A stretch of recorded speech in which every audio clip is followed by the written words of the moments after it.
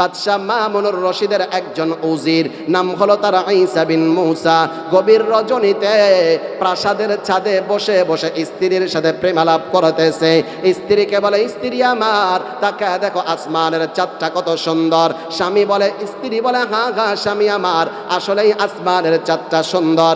এবার স্বামী বলে, স্ত্রী আমার, তুমি আমার কাছে এই চাঁদের চাইতে আরো বেশি সুন্দর। স্ত্রী বলে, না না না, আল্লাহ তাআলা চাঁদটাকে কত সুন্দর করে বানাইছেন, তার আশেপাশে তারকারাজি দিয়ে আমার আল্লাহ কত সুন্দর করে সাজাইছেন, এই চাঁদের চেয়ে মানুষ আরো বেশি সুন্দর হতে পারে না। স্বামী ডাক দিয়া বলে, স্ত্রী আমার, তাল্লাকুতুকি তাতলিকান ইল্লাম তাকুন আহসানা মিন হাদাল কমার। ওগো আমার স্ত্রী, যদি তুমি চাঁদের চেয়ে সুন্দর না হয়ে থাকো আমি তালাক দিয়া দিলাম। এই কথা বলার পর ঈসা বিন মূসার স্ত্রী তার সামনে থেকে উঠে চলে গেছে, কারণ তার স্ত্রীর ধারণা মানুষ কোনোদিন চাঁদের চাইতে সুন্দর হতে পারে না। কাজেই তার স্বামীর এই কথা, তুমি যদি চাঁদের চেয়ে সুন্দর না হয়ে থাকো তাহলে তালাক দিয়া দিলাম, তার স্ত্রীর ধারণা স্ত্রী তালাক হয়ে গেছে। ঈসা বিন মূসা কর্তব্য বিমর হয়ে গেছে, কি করবে কোনো কুল কিনারা পায় না। সকালবেলা দৌড়াইয়া চলছে বাদশাহ মামুনের দরবারে। সকালবেলা ফজরের নামাজ পড়িয়া বাদশাহ মামুনের দরবারে যাইয়া বাদশাকে বলে, ডাকিয়া, ও বাদশাহ, আমি গতকাল রাতে একটা ভুল করে ফেলেছি। বাদশাহ বলে, কি ভুল করেছো? ঈসা বিন মূসা বলে, বাদশাহ আপনার দরবারের আলেমদেরকে ডাকেন, আলেমদেরকে ডাকিয়া জিজ্ঞাসা করেন মাসআলা কি হবে। আমি এই কথা বলার দ্বারা আসলেই কি আমার স্ত্রী তালাক হয়ে গেল কিনা। বাদশাহ দরবারের সমস্ত উলামায়ে কেরামদেরকে ডাকলেন। উলামায়ে কেরামদেরকে ডাকিয়া বাদশাহ উলামায়ে কেরামদেরকে বলতেছেন, ও উলামায়ে কেরামেরা, গতকাল রাতে আমার উজির ঈসা বিন মূসা তার স্ত্রীকে বলেছে, স্ত্রী আমার, যদি তুমি চাঁদের চেয়ে সুন্দর না হয়ে থাকো আমি তালাক দিয়া দিলাম। ও উলামায়ে কেরামেরা, আপনারা একটু সমাধান দেন, তার স্ত্রী তালাক হয়ে গেল কিনা। উলামায়ে কেরাম দীর্ঘ সময় আলোচনা করিয়া বাদশাকে বলে, ডাকিয়া, ও বাদশাহ, আপনার উজির ঈসা বিন মূসার স্ত্রী গেছে তালাক হইয়া, কারণ মানুষ চাঁদের চেয়ে সুন্দর হতে পারে না। পুরা মজলিসটা নীরব হয়ে গেছে। দরবারের পিছন থেকে ছোট্ট একজন আলেম দাঁড়াইছে। আলেম দাঁড়ায় বলে, বাদশাহ, আপনার দরবারের সব আলেমরা ফতোয়া দিয়েছে ঈসা বিন মূসার স্ত্রী তালাক হয়ে গেছে, কিন্তু বাদশাহ আমার কাছে মনে হয় ঈসা বিন মূসার স্ত্রী তালাক হয় নাই। একটু চিৎকার করে জবান খুলে বলেন না সুবহানাল্লাহ। বাদশাহ বড় আশ্চর্য হয়ে গেছে। বাদশা ডাক দিয়া বলতেছে, ছোট্ট আলেম, দরবারের সব আলেমরা ফতোয়া দিয়েছে ঈসা বিন মূসার স্ত্রী তালাক হয়ে গেছে, কিন্তু তুমি বলতেছো তালাক হয় নাই, তোমার দলিল কি? দলিল দাও। এবার ছোট্ট আলেম বাদশাকে ডাক দিয়া বলে, বাদশাহ, আমার আল্লাহ তাআলা কোরআনুল কারীমের 95 নম্বরে ছোট্ট একটা সূরা আমার আল্লাহ নাজিল করেছেন। সেই সূরার মধ্যে আমার আল্লাহ বলেন, ওয়াত্তিন, তিন ফলের কসম, ওয়াজ্জাইতুন, জাইতুনের কসম, ওয়া তুরি সিনিন, সিনাই পর্বতের কসম, ওয়া হাদাল বালাদিল আমিন। আমার আল্লাহ 4 নম্বরে পবিত্র শহর মক্কা শহরের কসম করেন। ছোট্ট আলেম ডাক দিয়া বলে, বাদশাহ, আমার আল্লাহ তাআলা কোরআনুল কারীমের সূরাতুত তিনের মধ্যে একবার দুইবার নয় 4 বার কসম করেছেন। আমার আল্লাহ 4 বার কসম করে বলতেছেন, লাকাদ খালাকনাল ইনসানা ফি আহসানি তাকওয়িম। আমি আল্লাহ মানুষকে সব চাইতে সুন্দর করে বানাইছি। একটু আওয়াজ দিয়া জবান খুলে বলেন না সুবহানাল্লাহ। হাবিবা কুলুবিনা وطبيبنا وطبيب قلوبنا ومولانا محمد صلى الله تعالى عليه وعلى آله وأصحابه وبارك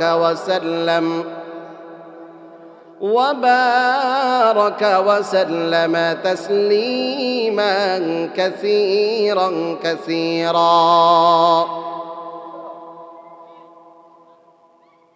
فقد قال الله تعالى في كلامه المجيد وفرقانه الحميد.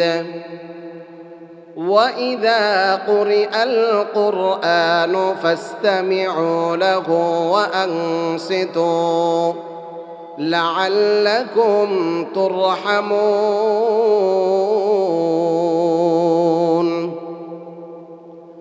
وقال رسول الله صلى الله عليه وسلم: من قرأ حرفا من القرآن فله به حسنة، والحسنة بعشر أمثالها، لا أقول ألف لام ميم حرف، ولكن ألف حرف ولام حرف وميم حرف، أو كما قال عليه الصلاة والسلام. صدق الله العلي العظيم وصدق رسوله النبي الكريم، ونحن على ذلك لمن الشاهدين والشاكرين، والحمد لله رب العالمين. سبحانك لا علم لنا إلا ما علمتنا إنك أنت العليم الحكيم. हर लहज़ा के मोमिन की नई शान नहीं यार, हर लहज़ा के मोमिन की नई शान नहीं यार, रुफ़्तार में किरदार में अल्लाह की बुरक़ान, गुफ़्तार में किरदार में अल्लाह की बुरक़ान। गफ्फारी क़ह्हारी क़ुद्दूसी जबरूत, ये चार अनासिर हो तो बनता है मुसलमान, ये चार अनासिर हो तो बनता है मुसलमान। हमसाया जिब्रील अमी बंदा खाकी, हमसाया जिब्रील अमी बंदा खाकी, है उसका नशीमन न बुखारा न बदख्शा, है उसका नशीमन न बुखारा न बदख्शा। ये राज किसी को नहीं मालूम के मोमिन, ये राज किसी को नहीं मालूम के मोमिन, कारी नजर आता है हकीकत में है कुरान, कारी नजर आता है हकीकत में है कुरान। ला इलाहा, जोरे जोरे मोहब्बत ला इलाहा, ला इलाहा इल्लल्लाह, ला इलाहा, ज़ुबान खुला और आवाज़ ला इलाहा इल्लल्लाह, ला इलाहा। বহু দূরে মদিনা কেমনে যাব জানি না, বহু দূরে মদিনা কেমনে যাব জানি না। দয়াল আল্লাহ দয়া কর, দয়াল আল্লাহ দয়া কর, পুরাও মনের বাসনা। লা ইলাহা লা ইলাহা ইল্লাল্লাহ, লা ইলাহা লা ইলাহা ইল্লাল্লাহ মুহাম্মাদুর রাসূলুল্লাহ সাল্লাল্লাহু আলাইহি ওয়াসাল্লাম।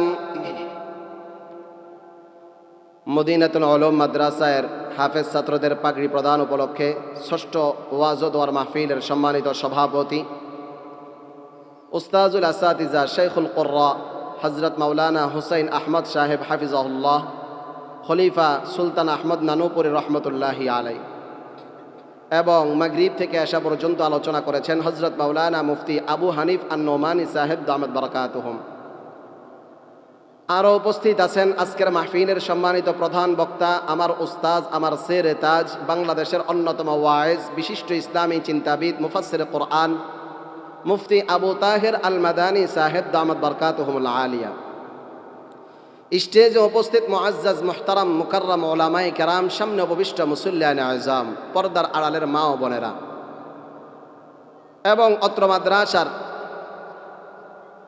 ছোট্ট ছোট্ট মাসুম সোনামণিরা, সকলের প্রতি কৃতজ্ঞতা জানিয়ে সর্বপ্রথম শুকরিয়া জ্ঞাপন করছি সেই মহান রব্বে করিমের দরবারে, যেই মহান রব্বে করিম আপনাকে আমাকে দয়া করে, মায়া করে, ভালোবেসে, মোহাব্বত করে এই ফিতনা ফাসাদের জামানায় সমস্ত ফিতনা ফাসাদ, বিপদ আপদ, বালা মুসিবত থেকে হেফাজত করে জান্নাতের বাগানে বসে উলামায়ে কেরামের জবান থেকে কোরআন এবং হাদিসের আলোচনা শোনার তৌফিক দান করেছেন। এই জন্যে আমরা সকলে অন্তরস্থল থেকে ঈমানি আওয়াজে মোহাব্বতের সাথে মহান রবকে সন্তুষ্ট করার উদ্দেশ্যে সকলে দিল থেকে একবার কালিমাতো শুকর আদায় করে বলি আলহামদুলিল্লাহ। অতঃপর লক্ষ কোটি দরুদ ও সালাম আকায়ে নামদার তাজদার মদিনা সৈয়দুল মুরসালিন খাতামুন নবিয়্যিন আশরাফুল আম্বিয়া মাহবুবে কিবরিয়া হযরত মুহাম্মদুর রাসূলুল্লাহ সাল্লাল্লাহু আলাইহি ওয়াসাল্লামের রওজা ধারে সকলে একবার পড়ি সাল্লাল্লাহু আলাইহি ওয়াসাল্লাম। দুরূদ শরীফ পড়লে লাভ না লস? সবাই মনে হয় বুঝেন নাই প্রশ্নটা। দুরূদ শরীফ পড়লে লাভ না লস?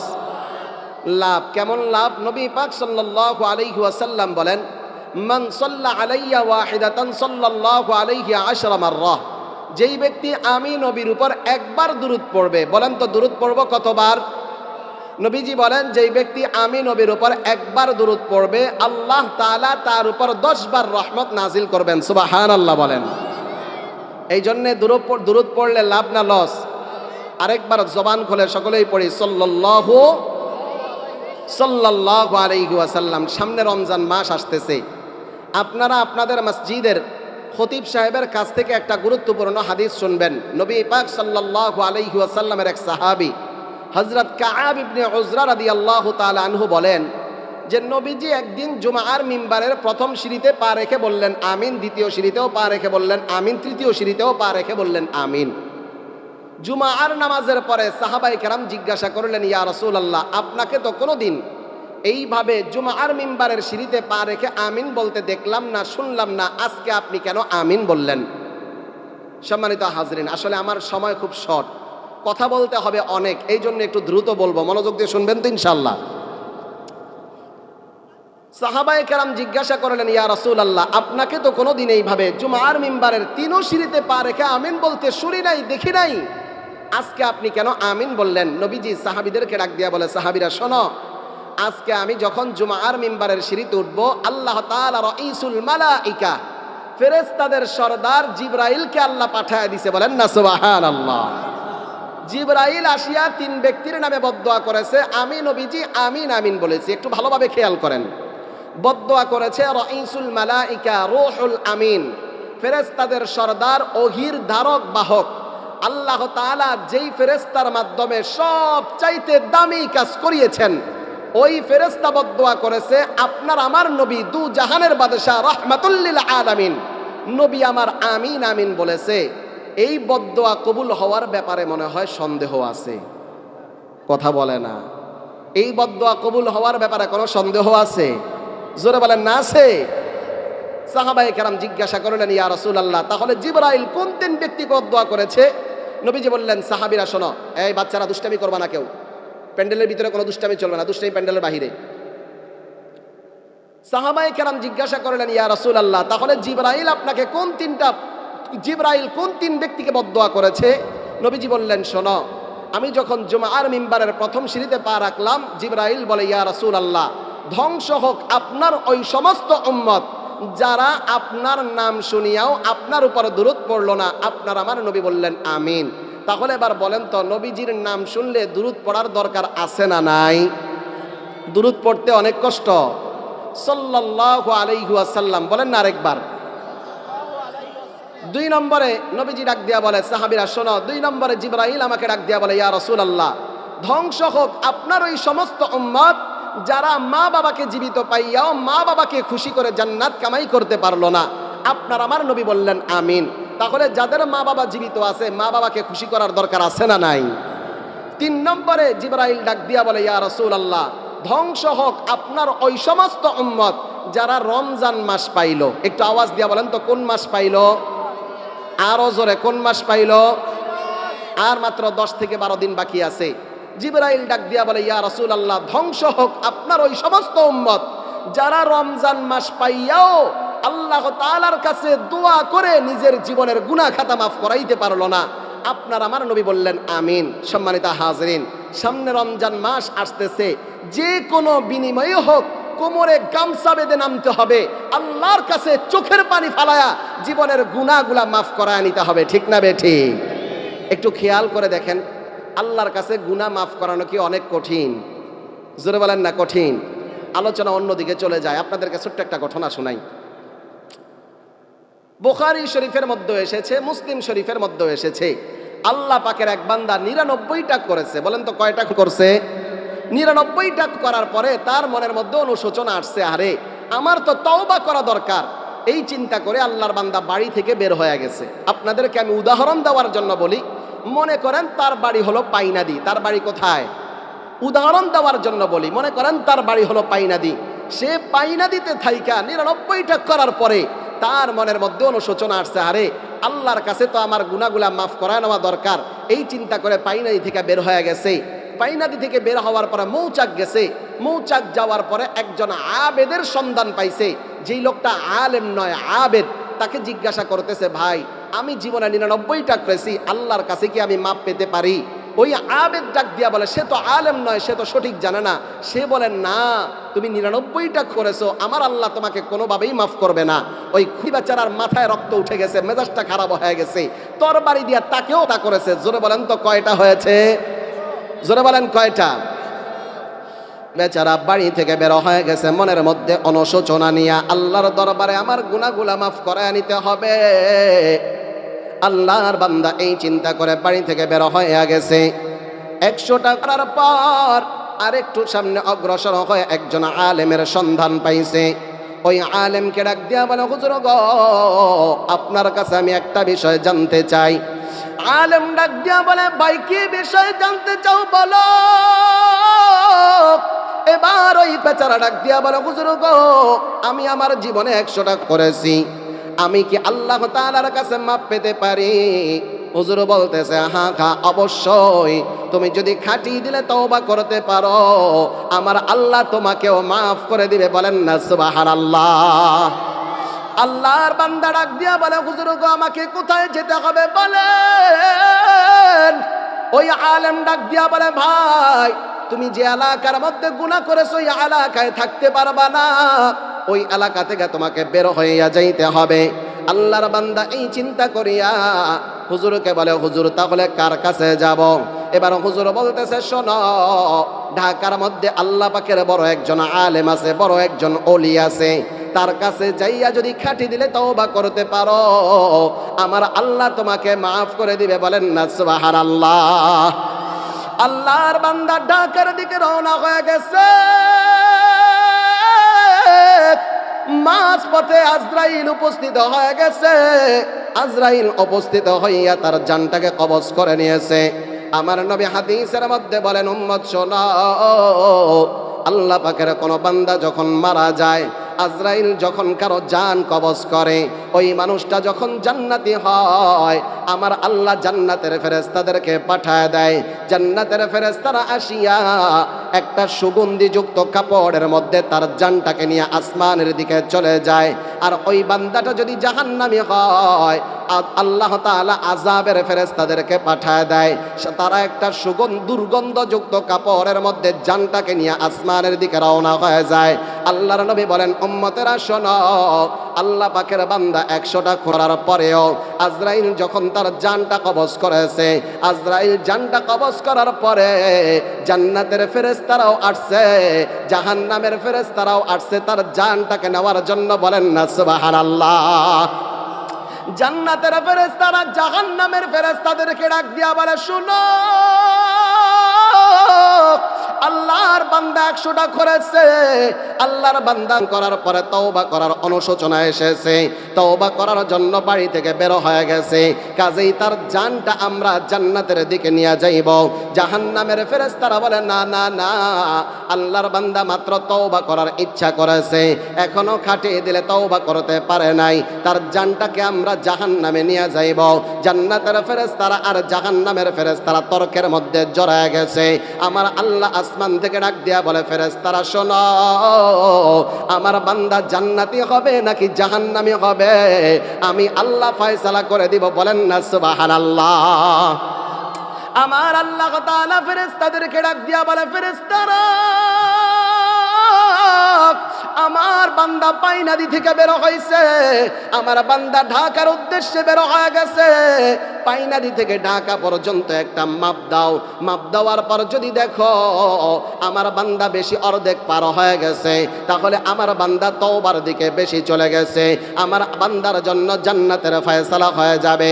আর আমার বান্দা যদি অর্ধেকের কম হয়, তাহলে আমার বান্দা তওবার দিকে বেশি অগ্রসর হতে পারে নাই, আমার বান্দার জন্য জাহান্নামের ফয়সালা হবে।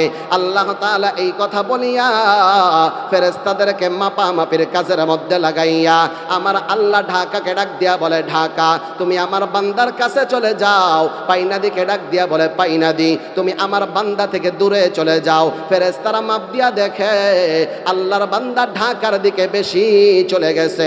একবার আওয়াজ দিয়া জবান খুলে বলেন না সুবহানাল্লাহ।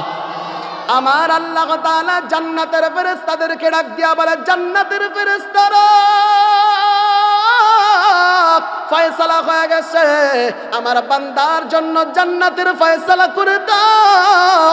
আল্লাহর বান্দা 100টা খুন করার পরেও খাটিয়ে দিলে তওবার নিয়ত করার কারণে যদি তার জন্য জান্নাতের ফয়সালা হয়, আমি আর আপনি তো জীবনে 100টা নয়, এমনও মানুষ আছে জীবনে একটা সাথেও আমরা জড়িত নাই, তার মতো গুনাহের সাথে আমরা জড়িত নাই। আল্লাহর বান্দা তওবার নিয়ত করার কারণে যদি জান্নাতি হতে পারে, আমি আর আপনি খাটিয়ে দিলে তওবা করলে কেন জান্নাতি হতে পারবো না? আওয়াজ দিয়া বলেন না ঠিক কিনা? তাহলে সামনে রমজান মাস আসতেছে, যে কোনো বিনিময় হোক আল্লাহর কাছ থেকে আমাদের জীবনের গুনাহ খাতা মাফ করা নিতে হবে। রাজি আছি তো ইনশাআল্লাহ? আল্লাহ তৌফিক দান করুক, সকলে বলে আমিন। সম্মানিত হাজরিন, আল্লাহ সুবহানাহু ওয়া তাআলা আপনাকে আমাকে এত সুন্দর একটা জান্নাতের বাগানে বসার সুযোগ করে দিয়েছেন, এতে আপনারা খুশি না বেজার? তাহলে আরেকবার জবান খুলে আল্লাহ তাআলার শুকরিয়া আদায় করে চিৎকার করে বলি আলহামদুলিল্লাহ। সম্মানিত হাজরিন, তিরমিজি শরীফের 3600 নম্বর হাদিসের মধ্যে এসেছে, নবী পাক সাল্লাল্লাহু আলাইহি ওয়াসাল্লাম বলেন, আমরা দুনিয়া থেকে আসমানের দিকে তাকালে যেমন আসমানের তারকাগুলোকে ঝলঝল করতে দেখি, নবীজি বললেন আসমান থেকে রহমতের ফেরেশতারা যখন জমিনের দিকে তাকায় তখন তারা এই সমস্ত কোরআন হাদিসের মজলিসগুলোকে আকাশের তারার মতো ঝলঝল করতে দেখে। বলেন না সুবহানাল্লাহ। এরপরে রহমতের ফেরেশতারা একজন আরেকজনকে বলে, চলো আজকে পাইনাদি দনুহাজি রোড মদিনাতুল উলুম মাদ্রাসার উদ্যোগে মাহফিলের মধ্যে আল্লাহর বান্দারা বসে বসে আল্লাহর প্রশংসা করতেছে, আল্লাহর গুণগান গাইতেছে, চলো আমরা সেখানে গিয়ে তাদেরকে রহমতের ছায়া দিতে থাকি। বলেন না সুবহানাল্লাহ। আমি আর আপনি আমরা মানুষ পাশাপাশি বসি, কিন্তু ফেরেশতাদের নিয়ম হলো ফেরেশতারা উপরে উপরে বসে, একজনের কাঁধের উপর আরেকজন বসে, এইভাবে ফেরেশতারা চতুর্দিক বেষ্টন করে বসে যায়। বসতে বসতে বসতে বসতে তাদের সিরিয়াল আল্লাহ তাআলার আরশ আযীম পর্যন্ত চলে যায়। বলেন না আল্লাহু আকবার। আমি আর আপনি এখানে বসে বসে আল্লাহ তাআলার প্রশংসা করতেছি, শুনতেছি, আল্লাহ তাআলা দেখেন কি দেখেন না? আল্লাহ তাআলা শুনেন কি শুনেন না? তারপরেও আল্লাহ তাআলা ফেরেশতাদেরকে জিজ্ঞাসা করেন, ফেরেশতারা তোমরা কাদেরকে রহমতের ছায়া দিতেছো, কাদেরকে রহমত দ্বারা বেষ্টন করে আছো? ফেরেশতারা বলে আল্লাহ, আজকে মিজমিজি পাইনাদি দুনো হাজিরত মদিনাতুল উলুম মাদ্রাসার মাহফিলের মধ্যে আপনার বান্দারা বসে বসে আপনার প্রশংসা করতেছে, আপনার আলোচনা করতেছে। তারা আলোচনার মাঝে মাঝে কখনো বলে সুবহানাল্লাহ, কখনো বলে আলহামদুলিল্লাহ, কখনো বলে আল্লাহু আকবার। এইভাবে তারা আপনার প্রশংসা করতেছে। এই জন্যে আমরা তাদেরকে রহমতের ছায়া দিতেছি, বলেন না সুবহানাল্লাহ। আমার আল্লাহ তাআলা ফেরেশতাদেরকে জিজ্ঞাসা করেন, ফেরেশতারা আমার বান্দারা বসে বসে আমার প্রশংসা করতেছে, আমার গুণগান গায়, আমার বান্দারা কি আমাকে দেখেছে? ফেরেশতারা বলে না আল্লাহ, তারা আপনাকে দেখে নাই, তারা উলামায়ে কেরামের জবান থেকে শুনে শুনে আপনার প্রশংসা করে। আমার আল্লাহ তাআলা ফেরেশতাদেরকে বলেন, ফেরেশতারা আমার বান্দারা কি চায়? ফেরেশতারা বলে আল্লাহ, আপনার বান্দারা জান্নাত চায়, জাহান্নাম থেকে মুক্তি চায়, ঠিক কি না? আমার আল্লাহ তাআলা ফেরেশতাদেরকে জিজ্ঞাসা করেন, ফেরেশতারা আমার বান্দারা জান্নাত চায়, আমার বান্দারা কি জান্নাত দেখেছে? ফেরেশতারা বলে না আল্লাহ, তারা আপনার জান্নাত দেখে নাই। আল্লাহ তাআলা বলেন, জান্নাত দেখলে কি করতো? ফেরেশতারা বলে আল্লাহ, জান্নাত দেখলে আরো অনেক বেশি করে জান্নাত চাইতো। আল্লাহ তাআলা ফেরেশতাদেরকে বলেন, ফেরেশতারা আমার বান্দারা জাহান্নাম থেকে মুক্তি চায়, আমার বান্দারা কি জাহান্নাম দেখেছে? ফেরেশতারা বলে না আল্লাহ, তারা আপনার জাহান্নাম দেখে নাই। আল্লাহ তাআলা বলেন, জাহান্নাম দেখলে কি করতো? ফেরেশতারা বলে আল্লাহ, জাহান্নাম দেখলে জাহান্নাম থেকে আরো অনেক বেশি মুক্তি চাইতো। আমার পাইনাদির মুসলমান ভাই, আমার জবানের কথা নয়, আমার নবী হাদিসের মধ্যে বলেন, তিরমিজি শরীফের 3600 নম্বর হাদিস, আমার আল্লাহ তাআলা ফেরেশতাদেরকে ডাক দিয়া বলে, ফেরেশতারা ওয়াল্লাহি ইন্নী উশহিদুকুম আন্নী কদ গফারতু লাহুম, ও আমার রহমতের ফেরেশতারা তোমরা সাক্ষী দেখো, আমার যেই সমস্ত বান্দারা পাইনাদি দুনো হাজিরত মদিনাতুল উলুম মাদ্রাসার মাহফিলের মধ্যে বসে বসে আমি আল্লাহকে না দেখেও আমি আল্লাহর প্রশংসা করতেছে, আমি আল্লাহ তাদেরকে মাফ করে দিলাম, বলেন না সুবহানাল্লাহ। আরো আসতে বলেন সুবহানাল্লাহ। আমার আল্লাহ তাআলা আপনাকে আমাকে মাফ করার ঘোষণা দেয়, আমার আল্লাহ তাআলা আপনাকে আমাকে ক্ষমা করার ঘোষণা দেয়। ফেরেশতারা আমার আল্লাহকে ডাক দিয়া বলে, আল্লাহ ইন্না ফীহিম ফুলানাল খাত্তা লাম ইউরিদ ইন্নামা জাআহুম লিহাজা। ফেরেশতারা বলে আল্লাহ, আপনি তাদেরকে মাফ করে দিলেন, অথচ তাদের মধ্যে আপনার এমন একজন বান্দা আছে, যেই বান্দা বড় গুনাহগার, যেই বান্দা বড় নাফরমান, ওই বান্দা ওয়াজ শোনার জন্য আসে নাই, ওই বান্দা ভিন্ন আরেকটা উদ্দেশ্যে আসিয়া মাহফিলের প্যান্ডেলের মধ্যে বসিয়া আমাদের ফেরেশতাদের বেষ্টনীর মধ্যে গেছে পড়িয়া, আপনি তাকে কেন মাফ করে দিলেন? আমার আল্লাহ ডাক দিয়া বলে, ফেরেশতারা শোনো, হুমুল কওমু লা ইয়াশকা লাহুম জালিস, এই মাহফিলের এত দাম, এই মজলিসের এত দাম, এই মাহফিলের মধ্যে আমার যে বান্দা বসবে, যে কারণেই বসুক না কেন, আমি আল্লাহ তাদেরকে মাফ করে দিলাম, বলেন না সুবহানাল্লাহ। তাহলে এই মাহফিলে বসার দ্বারা আল্লাহ তাআলার পক্ষ থেকে আমাদের জন্য সর্বপ্রথম পুরস্কার হলো আল্লাহ তাআলা আমাদের সগীরা গুনাহগুলা মাফ করে দিবেন, বলেন না সুবহানাল্লাহ। তাহলে আমরা চাই আমাদের অত্র এলাকার যত মুরব্বী চাচারা আছে, যুবক ভাইয়েরা আছে, সবাই যেন এই মাহফিলে আসে, আল্লাহ যেন সবাইকে মাফ করে দেন, ঠিক না বেঠিক? এই জন্যে যারা এখনো মাহফিলের প্যান্ডেলে আসতে পারি নাই, চিন্তা করতেছি শেষ দিক দিয়ে আসবো, না না, গতকালকে মাহফিল হয় নাই, আগামীকালকেও হবে না, ঠিক না বেঠিক? গতকালকে মাহফিল হয় নাই, আগামীকালকেও হবে না। আপনাদেরকে আপনাদের পায়ে হাত রেখে, হাতে হাত রেখে অনুরোধ করব, কেউ আমরা এদিক সেদিক ঘোরাফেরা না করে একটা দিনের জন্য আমরা মাহফিলের প্যান্ডেলে চলে আসি। আল্লাহ তৌফিক দান করুক, সকলে বলে আমিন। কারণ এই মাহফিলগুলো আল্লাহ তাআলার পক্ষ থেকে নিয়ামত, ঠিক না বেঠিক? আল্লাহ তাআলার নিয়ামতের শুকরিয়া আদায় করলে নিয়ামত বাড়ায় দেন কে? জোরে বলেন, নিয়ামত বাড়ায় দেন কে? জবান খুলে চিৎকার করে বলেন না আলহামদুলিল্লাহ। শুকরিয়া আদায় করলে নিয়ামত বাড়ায় দেন কে? কখনো কি চিন্তা করছেন যে আল্লাহ তাআলার কি কি নিয়ামত দিয়া আল্লাহ তাআলা আমাদেরকে ঢেকে রাখছেন। আপনাদেরকে সিরিয়ালে আল্লাহ তাআলার বড় বড় কয়েকটা নিয়ামতের কথা বলবো, মনোযোগ দিয়ে শুনবেন তো ইনশাআল্লাহ। আল্লাহ তাআলার সর্বপ্রথম নিয়ামত হলো আল্লাহ তাআলা আমাদেরকে দুনিয়াতে মানুষ বানায় পাঠাইছেন। কি বানায় পাঠাইছেন? মানুষ বানায় পাঠাইছেন। এই মানুষকে বানানোর জন্য আল্লাহ তাআলা ফেরেশতাদের সাথে পরামর্শ করেছেন।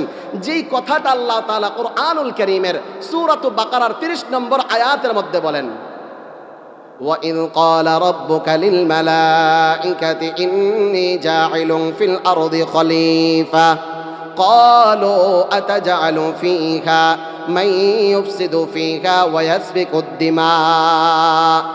আল্লাহ তাআলা ফেরেশতাদেরকে বলেন, ফেরেশতারা, আমি আল্লাহ দুনিয়ার জমিনে আমার খলিফা নিযুক্ত করতে চাই, আমার প্রতিনিধি নিযুক্ত করতে চাই। এই ব্যাপারে তোমাদের মত কি, তোমাদের পরামর্শ কি? ফেরেশতারা বলে, আল্লাহ আতাজালু ফিহা মান ইউফসিদু ফিহা ওয়া ইয়াসফিকুদ দিমা।